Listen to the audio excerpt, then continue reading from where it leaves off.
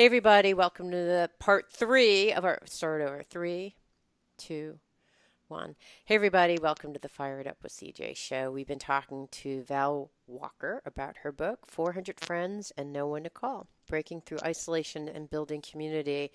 I wanted to talk about something that we were saying during the break about the younger generation and how there's more isolation with millennials and such. And I wanted to talk to you a little bit about what you know about that, what's causing that um, that sense of, is it loneliness or isolation? And that maybe it's loneliness. I'm not even sure now that I know the definition, which is happening, what causes it.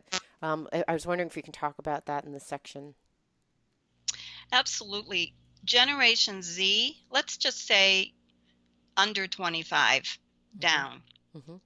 So, Generation Z has been studied closely, and they're being identified as being one of the loneliest groups in across all age groups. Hmm. There are even some in Cigna. The Cigna study that came out in 2018 said they were the very loneliest, even more than isolated seniors.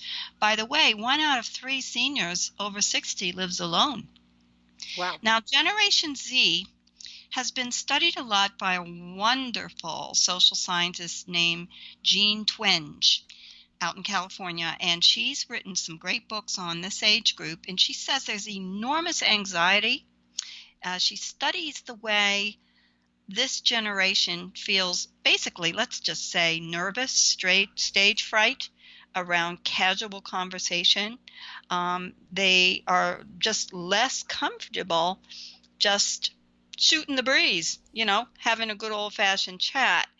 Um, and I'm not going to get down into all the nitty gritty as to why, but clearly they tend to be more avoidant or anxious around good old fashioned conversations.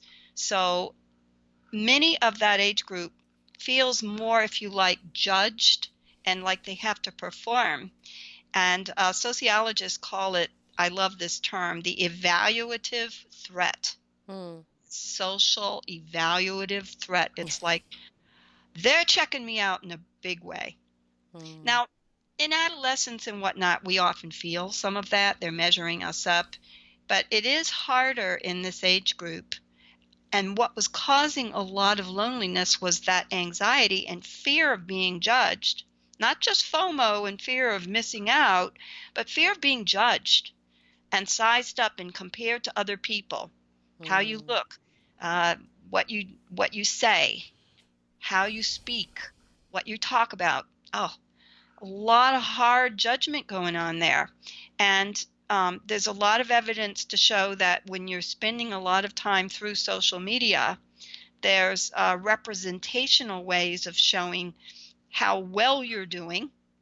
And we often hide behind those images. We often hide behind all these great things we put out there for everybody to see. So when it comes to the real thing, it puts a lot of pressure on us. Hmm.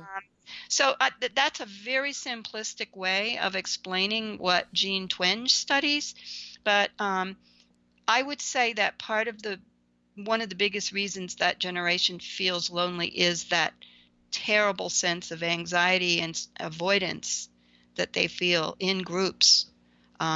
There's certain safe ways to be in a group, but a lot of times getting to know a person through casual conversation is generally for that age group harder. Now look what's happened during COVID. All right. So I'm going to suggest that people in families or friends in their circle, peers as well, hopefully there's a lot of reaching out to them going on. Because if you're isolated by being online all the time, on your screen all the time, you're going to probably be even more sensitive to comparing yourself and measuring yourself because you don't have that good old fashioned, the old fashioned way of people just liking you for who you are. Hmm. So call that 22-year-old, check in with them, have a conversation.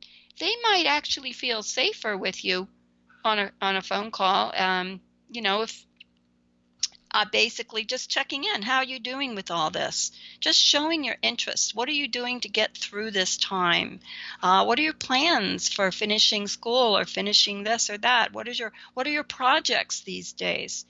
And we might be able to tap this time to help that age group get a little more in practice with conversation, Well, even if it's how do they practice amongst themselves?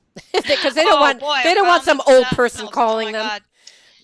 Oh, I can't say I did a lot of study on that, but if we can at least set some examples, if we're a little more comfortable with conversation, getting them to have some practice with us, hopefully it'll run off to them. Right now, let me tell you a great way to get conversations started for most age groups. I've done a lot of study on like icebreakers and what gets people talking. Well, Spotify or TikTok, everybody loves their playlists, right? Or their watch parties, right? There are lots of ways to share your cool stuff or share stuff that you know somebody else loves, whether it's pictures of horses, Right. whatever their passion is or their big interest is. And when you just simply share, whether it's a photo or a piece of music or a piece of art or something, and say to them, this made me think of you. I really want you to see what I want to share this with you. Maybe that'll elicit a conversation. Maybe it's a movie you wanted to share or something, or a podcast that you heard. It was like right on, that my friend needs to hear that. Mm. And same applies to a 22-year-old. There might be something that person's, excited about, and share something with them around that and see if that might pull out a little bit of a conversation. Well, what did you think of that? And I want. Was I right? Did you like it or did I totally get it wrong? You know, so uh, sharing stuff, sharing those common interests and common passions. And I'll take it one step further. Make stuff. A lot of us love handmade stuff, whether you're mm-hmm, making beaded jewelry or mm-hmm. um, whether it's quilts or pillows or puppets or face masks for the providers to wear. When you make things with your hands and share that with people, often that'll open up somebody. Art, music opens up people a little Right, it's bit. expressing Conversation. yourself. Yeah, so we've been Yeah. talking to Val Walker about her book, 400 Friends and No One to Call, and the special version that takes with Gen Z. Is that right? And Jen what's Twinge. Jean Twinge. no Her Gen, last name but is, Generation Z, right? oh, Generation Z. Yeah, Sorry. yeah. We're And getting Jen, there's Jen, lots of things going on. Okay, so we were talking about that and specifically why children of that age are more predisposed, even more so than 60-year-olds, to feel a sense of isolation and loneliness, why that may be the case. And ways of icebreakers as a way of checking in also with the younger folks out there. You may think, oh, they're fine, but they may be actually some of the most lonely during this time yeah. because of the stigma for maybe saying something And wrong. we're probably comparing ourselves too much to stuff online Right. while we're isolating and while we're quarantining. We may be doing a lot of comparing. It's very seductive to start comparing yourself to what everybody else is doing. Yeah. Yes. Okay. So let's, in the next section, I want to talk about some of the things that you mentioned in your book, 400 Friends and No One to Call, with conversation skills, because we had talked about like how do Oh you boy. build conversations. So let's talk about that in the next segment. It means so much to me that you're listening to the show and would love your support in any way by giving me comments below or to subscribe to the show or share the show with friends. Thank you again for your support. Love and blessings.